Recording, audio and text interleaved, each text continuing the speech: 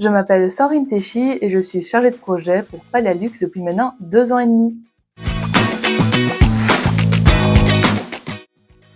Ma mission de chargée de projet, on pourrait la décrire en 2 pans.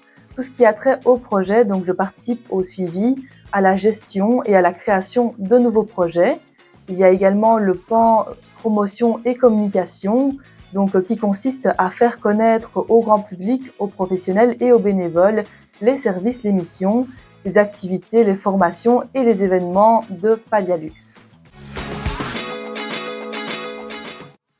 Donc il existe encore de nombreux préjugés et stéréotypes qui collent à la peau des soins palliatifs, dont notamment celui-ci. Donc si une personne est en soins palliatifs, elle n'a plus que quelques jours à vivre. Alors il faut savoir que la philosophie des soins palliatifs a beaucoup évolué et que si c'était vrai autrefois, aujourd'hui on peut avoir le statut palliatif et vivre encore quelques semaines, quelques mois, voire même quelques années. Et il faut savoir aussi que tout ce qui a trait à l'espérance de vie ne rentre plus dans la définition stricte de l'OMS, même si bien sûr l'espérance de vie reste un facteur à prendre en considération. Un autre préjugé qu'on rencontre aussi souvent, c'est le fait que les soins palliatifs, c'est un traitement puissant antidouleur.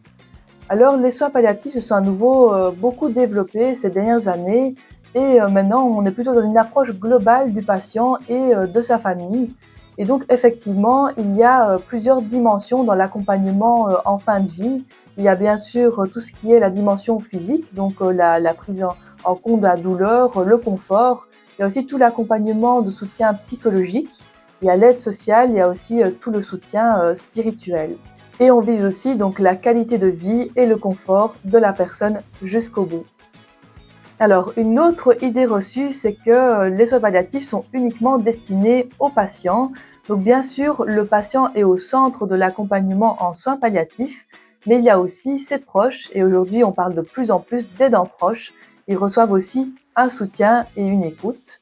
Et également, donc aujourd'hui, la fin de vie est aussi un sujet de société qui nous concerne tous. Alors bien sûr, il y a de nombreux défis autour de la mission de promotion autour des soins palliatifs et de la fin de vie, mais c'est toujours trouver le juste équilibre entre promotionner une activité, un événement, un soin et justement porter une attention particulière du fait de la sensibilité du sujet. Et il y a aussi, pour ainsi dire, encore de nombreux obstacles autour du sujet de la fin de vie, comme la dramatisation, le tabou autour de la mort, qui sont forcément compréhensibles.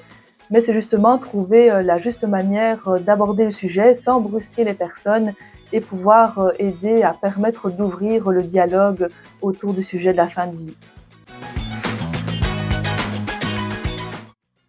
Chaque année, la campagne Bien plus que des soins est portée par les plateformes de soins palliatifs francophones de Belgique. La campagne a lieu aux alentours de la Journée mondiale des soins palliatifs, qui a lieu, quant à elle, chaque deuxième samedi du mois d'octobre.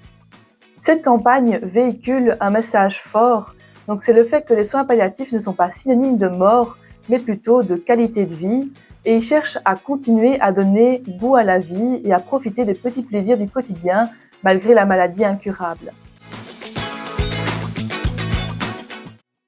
Parler de la fin de vie, c'est un acte de bienveillance envers soi-même, mais aussi envers ses proches. Et n'attendez pas les moments difficiles pour ouvrir le dialogue sur vos souhaits de fin de vie, pour le faire dans la sérénité et en toute confiance.